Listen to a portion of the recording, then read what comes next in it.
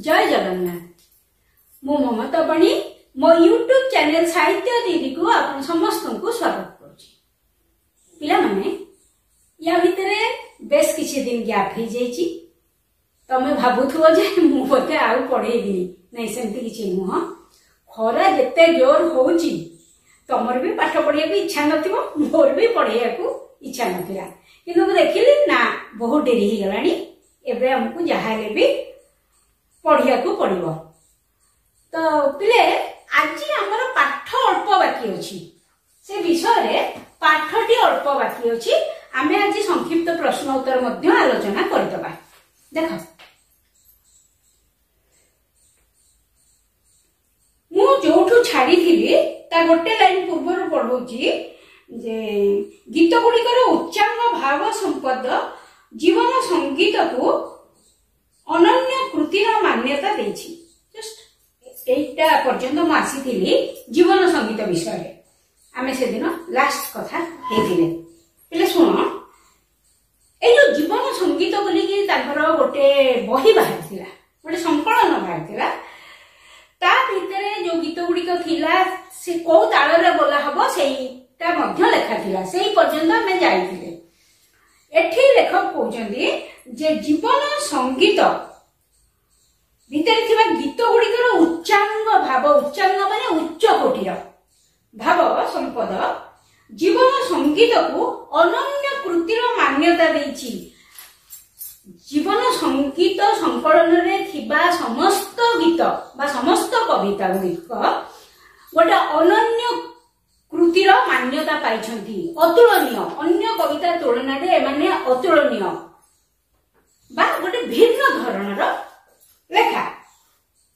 केही केही एहाकू रवींद्रनाथ टैगोरଙ୍କର गीतांजलि तुल्य महान कृति कीर्ति बोली कहिथांती। अनेक लोक कहती जे कांतकवि लक्ष्मीकांत महापात्रଙ୍କର जीवन संगीत रवींद्रनाथ टैगोरଙ୍କର गीतांजलि सहित समान। तेले तमे गीतांजलि ना सुनिछो कि ना मु जानिनी। रवींद्रनाथ टैगोर गीतांजलि बही पाई नोबेल पुरस्कार 1913 मसीह रे पाइथिले। नोबेल पुरस्कार टा पुनी कोन मु तुमको ओडिशा साहित्य एकेडमी पुरस्कार कथा कहिछि, केंद्र साहित्य एकेडमी पुरस्कार कथा कहिछि, सारल सम्मान कथा कहिछि। नोबेल पुरस्कार कथा मु तुमको कहि नै। नोबेल पुरस्कार होछि गोटे विश्व स्तरीय पुरस्कार। सारा विश्व रो बछा बछा लोकंको एथि पई डका जाय थाए। साहित्य, संगीत, तमर विज्ञान, कला, अर्थनीति सब उपरे नोबेल पुरस्कार दिया जाए। रवींद्रनाथ गीतांजलि नोबेल पुरस्कार पाइथिला, गोटे विश्व स्तरीय पुरस्कार। मोर जहा मने हुए आमर मध्य गीतांजलि परि बही अछि ओडिया साहित्य रे, किंतु दीटा जिंसर अभाव अछि जोथि पई आमे नोबेल पुरस्कार पर्यंत जाई पारिनु। प्रथम कथा हला रवींद्रनाथ गीतांजलि इंग्लिश रे ट्रांसलेट हेला। जेहेतु इंग्रजी गोटे इंटरनेशनल लैंग्वेज, तो सेटार प्रसार हे गला बहुत, प्रचार हे गला बहुत। द्वितीय कथा बेंगल लोक माने जेतिकी तांकर साहित्य को प्रचार और प्रसार करती ओडिशा रे सेटा देखा जायनी। जदि हो ओडिया साहित्य बेंगल साहित्य टारो अनेक समय रे उन्नत बोलिकरी जणा जायछि, किंतु आमर सेति प्रसार नाही बा प्रचार नाही। आउ आमर सेति सेते बेले एमिति किछि बही इंग्रजी साहित्य रे अनुवाद हेइ नथला। एबे धीरे धीरे धीरे धीरे होछि। किए जाने काली हुए तो आमे भी नोबेल पुरस्कार पाइबा, आम साहित्य पाइबो। एई आशा तो आमे निहाती समस्त रखिबा उचित। ठीक अछि। देखो जातीय भाव, देशप्रीति और जातीयतार बंधनामूलक केतोटी कविता तांको जातीय संगीत कविता संकलन रे स्थान पाइछि। पिले जीवन संगीत और जातीय संगीत कन्फ्यूज जमा करबनी। जीवन संगीत रे उच्च कोटिर आध्यात्म भाव चिंताधारार कविता, किंतु जातीय संगीत संकलन रे कोन हिची ना जातीयता भाव संगीत, देश प्रीतिमूलक संगीत, देशर वंदनामूलक संगीत, वीरमानकर वंदनामूलक संगीत, एमती संगीत जातीय संगीत कविता संकलन रे प्रकाश पाइछि। जोटि जीवन संगीत रे आमे देखिबा जे आध्यात्ममूलक रचना बा आध्यात्मवादर उच्चांग रचना पूर्वरु प्रकाश पाइथिबा तांकर दुंदुबी कविता संकलन रे स्थानित वंदे उत्कल जननी जातीय संगीत संकलनभुक्त होइछि। वंदे उत्कल जननी आगुरु तांकर दुंदुबी बोलिकिरी गोटे कविता संकलन बाहरतिला सेइथिरे स्थानित होइतिला, किंतु परवर्ती अवस्था रे जेहेतु ताहा निज जन्मभूमिर वंदना संगीत वंदे उत्कल जननी उत्कलर वंदना संगीत सेथिपई से कविताटा तांकर जातीय संगीत संकलन रे स्थान पाइथिला। ओडिशा सरकार तरफ वंदे उत्कल जननी संप्रति राज्य संगीतर मान्यता लाभ करछि। या पूर्व तो मु कहिछि 2020 मसिया रे आम राज्य सरकार वंदे उत्कल जननी को राज्य संगीतर मान्यता देइथिले। कोटी कोटी कंठे आजी उड़ाई निशान बजाई भेरी साजरे साजरे भाई माने हो आदि जातीय आह्वानमूलक कविता एही संकलन रे स्थान पाइछि।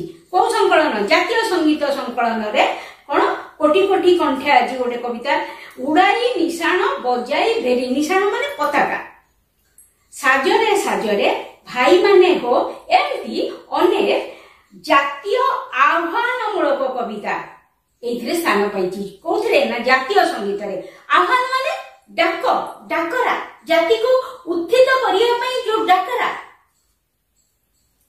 सेमिति कविता स्थान पाइछि। वस्तुतः कांत कवि लक्ष्मीकांतଙ୍କ विरचित देश और जातिर वंदनामूलक कविता रे जातीय संकलन समृद्ध कोनछि साधारण भाबरे बा मोटामोटी भाबरे जातीय संगीत भितरे थिबा संगीत गुड़िक कोन ना देशर वंदना जातिर वंदना देशवासी को उत्थित करिवार कविता ए गुड़िक स्थान पाइछि। तापर पाराग्राफ देखबिले कांत कवि लक्ष्मीकांत महापात्र थिले वैष्णव तेणु तांको लेखनी रे स्वेदस प्राणता आशावादर झलक सहित सौंदर्य श्रित महान भावना आदि सर्वत्र प्रकाश पाइछि। से थिले वैष्णव वैष्णव धर्म ग्रहण करथिले तेणु तांको लेखा गुड़िक रे आमे विशेषतः निज देश को भल पाइबा कथा देखू एवं गोटे आशा जो माने भगवान को विश्वास करती से माने आशावादी निराशावादी नुहंती हैला आशा सब बेले तांको लेखा रे सेटा आमे देखिबा को पाउ। आध्यात्मिक उच्चांग भाव बेले बेले तांको सृष्टि को अनन्य करछि। एई जो आध्यात्मिक क्षेत्र रे गोटे उच्च कोटिर भावना अनेक समय रे तांको लेखा को कोन करछि ना अनन्य करछि अन्य ठारो भिन्न करछि अतुलनीय करछि जार कोनोसी तुलना ही नाही। अधिकांश रचना आवेदन रे पाठक को हास्य माध्यम रे सुखानुभव देछि आ कोन हिछि अध्यात्म भाव देखैछि आउ कोन हिछि ना अधिकांश रचना रे कोन हिछि से हास्य माध्यम रे पाठक को सुख दैछन्ति माने हसैछन्ति पाठक को। ओडिया साहित्यर सबु विभाग रे लेखनी चालना करी कृति गुड़िकर उत्कृष्टता हेतु कांत कवि लक्ष्मीकांत महापात्र जसो देहे आयुष्मान होई रहिचंती ओडिया जाति निकटरे कोन हैला तांको रचना सी ओडिया साहित्यर सबु विभाग रे रचना जारी रखिथिले अर्थात सीए प्रबंध लिखुथिले सीए नाटक लिखुथिले सीए लालिका लिखुथिले सीए प्रहसन लिखुथिले सीए कविता लिखुथिले एमती सबु विभाग रे सी लेखनी चालना करछन्ती जहा फल रे कि कोन हिची तांको जसो देहे आयुष्मान होई से रहिचंती जसो देहे एमती उठे पद तमे चिलिका काव्य रे देखिया को पाइबो जोठी कि राधानाथ राय कवि सूर्य बलदेव रथन को कहिचंती से कवि सूर्य बलदेव रथन को बहुत सम्मान करथिले बहुत भलो पाउथिले सेठी से कहिचंती धन्य रखे तुम्भ जन्म शुभ क्षणे मृत्युंजय तुम्हे उत्कल भुवने तुम्भ माटी देह ग्रासीची श्मशान ମାତ୍ର ଯଶ ଦେହେ ତୁମ୍ଭେ ଆୟୁଷ୍ମାନ। କହିଛନ୍ତି ରାଧାନାଥ ରାୟ ବଳଦେବନାଥଙ୍କୁ ଏଇଟା କହିଛନ୍ତି ଯେ ତମେ ହଉଛ ଜଣେ ମାନେ ମୃତ୍ୟୁଞ୍ଜୟ, ଉତ୍କଳ ଭୁବନରେ ତମେ ହଉଛ ମୃତ୍ୟୁଞ୍ଜୟ। ତୁମର ମାଟି ଦେହ ଶ୍ମଶାନ ଗ୍ରାସ କରିଛି, କିନ୍ତୁ ତମର ଯଶ ରୂପକ ଦେହ ଅର୍ଥାତ୍ ତମେ ତମର କୀର୍ତ୍ତି ଯୋଗୁ ଏଇ ଉତ୍କଳ ଭୁବନରେ ସବୁଦିନ ଚିରଞ୍ଜୀବୀ ହେଇକି ରହିବ ବା ଦୀର୍ଘଜୀବୀ ହେଇକି ରହିବ। ଏଠି ମଧ୍ୟ କାନ୍ତ କବି ଲକ୍ଷ୍ମୀକାନ୍ତଙ୍କୁ ସେଇ କଥା କୁହାଯାଇଛି, ଯଶ ଦେହେ ସେ ଆୟୁଷ୍ମାନ, ଅର୍ଥାତ୍ ନିଜ ସୁଗୁଣର ବା ନିଜ ସୁଗୁଣ ଜନିତ ଖ୍ୟାତି ଯୋଗୁ ତାଙ୍କର ଶରୀରକୁ ଯଶସ୍ୱୀ ଶରୀର ବା ଯଶ ଦେହ ବୋଲି କୁହାଯାଇଛି ଏବଂ ତାଙ୍କୁ ଆୟୁଷ୍ମାନ କୁହାଯାଇଛି, ଚିରଞ୍ଜୀବୀ କୁହାଯାଇଛି, ଦୀର୍ଘଜୀବୀ କୁହାଯାଇଛି। ପିଲେ ଆମ ତମ ପରିକା ଲୋକମାନଙ୍କୁ କେବେ ଚିରଞ୍ଜୀବୀ କୁହାଯାଇ ପାରିବ ନାହିଁ ବା ଯଶସ୍ୱୀ ଶରୀର କୁହାଯାଇ ପାରିବ ନାହିଁ, ଆମେ ସାଧାରଣ ଲୋକ। କିନ୍ତୁ ଏମିତି ଅନେକ ଲୋକ ଅଛନ୍ତି ଯୋଉମାନେ କି ତାଙ୍କର କୀର୍ତ୍ତି ଯୋଗୁ ତାଙ୍କର ସୁଗୁଣ ଯୋଗୁ ତାଙ୍କର ମୃତ୍ୟୁ ହୋଇଯିବା ପରେ ମଧ୍ୟ ଲୋକଲୋଚନରେ ଅଛନ୍ତି, ଆଜି ପର୍ଯ୍ୟନ୍ତ ଅଛନ୍ତି। ସେମିତି ଜଣେ ଚରିତ୍ର ବା ସେମିତି ଜଣେ ବ୍ୟକ୍ତି ଥିଲେ କାନ୍ତ କବି ଲକ୍ଷ୍ମୀକାନ୍ତ। ପ୍ରତ୍ୟେକ ମଣିଷକୁ ତାର ମୃତ୍ୟୁ ପରେ କିଏ ବଞ୍ଚେଇ ରଖେ? ତାର କୀର୍ତ୍ତି, ତାର ଯଶ। ଆମେ ଯଦି ସେମିତି କାମ କରିବା ଆମେ ବି ବଞ୍ଚି ରହିବା ସବୁଦିନ ପାଇଁ। ଆମର ଶରୀର ମାଟିରେ ମିଶିଯିବ କିନ୍ତୁ ଆମେ ଲୋକ ମୁଖରେ ବଞ୍ଚି ରହିବା। ଦେଖ ପିଲେ, ଏଇଭଳି ଜଣେ ମହାପୁରୁଷଙ୍କ ଜୀବନୀ ଓ ସାହିତ୍ୟ କୃତି ଓଡ଼ିଶାବାସୀଙ୍କୁ ନୂତନ ଦିଗ୍ଦର୍ଶନ ଓ ପ୍ରେରଣା ଦେଇ ଆସୁଥିବାରୁ ତାଙ୍କ କୃତିତ୍ୱ ଓଡ଼ିଆ ପାଠକମାନଙ୍କ ନିକଟରେ ଆଦରଣୀୟ ହୋଇ ରହିଛି ଏବଂ ଚିରକାଳ ଗ୍ରହଣୀୟ ହୋଇ ରହିବ ମଧ୍ୟ। ମାନେ କାନ୍ତ କବି ଲକ୍ଷ୍ମୀକାନ୍ତଙ୍କର ଜୀବନୀ ଆଉ ସାହିତ୍ୟ କୃତି ଦେଖି ସାରିଲା ପରେ ଆମେ ନିଶ୍ଚିତ ଭାବରେ ସ୍ୱୀକାର କରିବା ଯେ ସେ ଜଣେ ମହାପୁରୁଷ ଥିଲେ। ତେଣୁ ତାଙ୍କର ଜୀବନୀ ଆମକୁ କାଳ କାଳ ପ୍ରେରଣା ଦବ, କାରଣ ତାଙ୍କ ଜୀବନ କାଳ କେମିତି କଟିଥିଲା ପିଲେ ତମେ ଜାଣିଛ, କେତେ ଦୁଃଖରେ କଟିଥିଲା। କିନ୍ତୁ ସେଇ ଦୁଃଖକୁ ନୀଳକଣ୍ଠଙ୍କ ପରି, ସେଇ ଦୁଃଖର ବିଷକୁ ନୀଳକଣ୍ଠଙ୍କ ପରି ସିଏ ଢୋକି ଦେଇଥିଲେ ଏବଂ ତାଙ୍କର ପ୍ରତ୍ୟେକ କବିତା ପ୍ରତ୍ୟେକ ନାଟକରେ ସିଏ ଲୋକଙ୍କୁ ହସେଇବାକୁ ଚେଷ୍ଟା କରିଥିଲେ, କାରଣ ଦୁଃଖ କଣ ସେ ବୁଝିଥିଲେ। ସେଇଥିପାଇଁ ସେ ଚାହୁଁନଥିଲେ ଅନ୍ୟମାନେ ଦୁଃଖ ପାଆନ୍ତୁ। କମ୍ ସେ କମ୍ ଏଇ ପ୍ରେରଣା ତ ଆମେ ତାଙ୍କଠୁ ପାଇବା ବା ପାଉଛନ୍ତି। ଆଉ ଏଇଟା ତୁମ ପାଇଁ ଗୋଟେ ମହାନ ଶିକ୍ଷା। ଜୀବନର କୌଣସି ବିପଦ ସମୟରେ ତମେ ହାରିଯିବନି, ତାକୁ ସାମ୍ନା କରିବ। ତା ହେଲେ ସିନା ତମେ ଉପରକୁ ଉପରକୁ ଉଠିବ, ନହେଲେ କେମିତି? ପିଲେ ବିଷୟ ତ ଏଇଠି ସରିଗଲା। ୟା ପରେ ଆମେ କ୍ଷୁଦ୍ର ଉତ୍ତରମୂଳକ ପ୍ରଶ୍ନର ଆଲୋଚନା କରିବା। ସବୁଗୁଡ଼ିକ ମୁଁ ବ୍ଲାକବୋର୍ଡରେ ଲେଖିଛି, କେବଳ 6 ନମ୍ବର ଠାରୁ ଲେଖିନି, 1 to 5 ଯାଏ ଲେଖିଛି। ପିଲେ ଏବେ ଆମେ ସଂକ୍ଷିପ୍ତ ପ୍ରଶ୍ନ ଉତ୍ତର କରିବା, ଏଇ ବିଷୟର ସଂକ୍ଷିପ୍ତ ପ୍ରଶ୍ନ ଉତ୍ତର। ଦେଖ ପିଲେ, ପ୍ରଥମ ପ୍ରଶ୍ନ ହଉଛି ନିମ୍ନ ଶବ୍ଦ ଗୁଡ଼ିକର ବିପରୀତ ଅର୍ଥବୋଧକ ଶବ୍ଦ ଲେଖ। ମୁଁ ଉତ୍ତର ସବୁ ଲେଖିଦେଇଛି, ଖାଲି ପଢି ଦଉଛି। ରୋଚକ, ରୋଚକର ବିପରୀତ ଅରୋଚକ। ବୁଦ୍ଧିମାନ ବିପରୀତ ବୁଦ୍ଧିହୀନ, ନିର୍ବୋଧ ମଧ୍ୟ ହେଇପାରିବ। ଆସକ୍ତ ତାର ବିପରୀତ ଅନାସକ୍ତ। ପ୍ରଶଂସା, ପ୍ରଶଂସାର ବିପରୀତ ନିନ୍ଦା। ଛଦ୍ମ, ଛଦ୍ମର ବିପରୀତ ପ୍ରକୃତ ବା ବାସ୍ତବ, ଯାହା ଲେଖିପାରିବ। ହସିବା, ହସିବା ବିପରୀତ କାନ୍ଦିବା। 2 ନମ୍ବର ଦେଖ, ସନ୍ଧି ବିଚ୍ଛେଦ କର। ଦୁରାରୋଗ୍ୟ, ଦୁଃ ଯୁକ୍ତ ଆରୋଗ୍ୟ। ଉତ୍ତରାଧିକାରୀ, ଉତ୍ତର ଯୁକ୍ତ ଅଧିକାରୀ। ଅଭିଷେକୋତ୍ସବ, ଅଭିଷେକ ଯୁକ୍ତ ଉତ୍ସବ। ମାନେ ସେକ, ଅଭିଷେକ, ଅ ସହିତ ଉ ମିଶିକିରି ଓ ଉଚ୍ଚାରଣ ହବ ସନ୍ଧି ବିଚ୍ଛେଦରେ। ସୁଧାକର, ସୁଧା ଯୁକ୍ତ ଆକର। ପୈତୃକ, ପିତୃ ଯୁକ୍ତ ଇକ।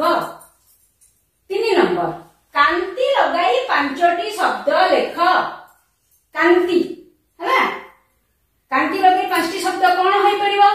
ନିହାର କାନ୍ତି, ତୁଷାର କାନ୍ତି, ଚନ୍ଦ୍ର କାନ୍ତି, ତରୁଣ କାନ୍ତି, ସୂର୍ଯ୍ୟ କାନ୍ତି।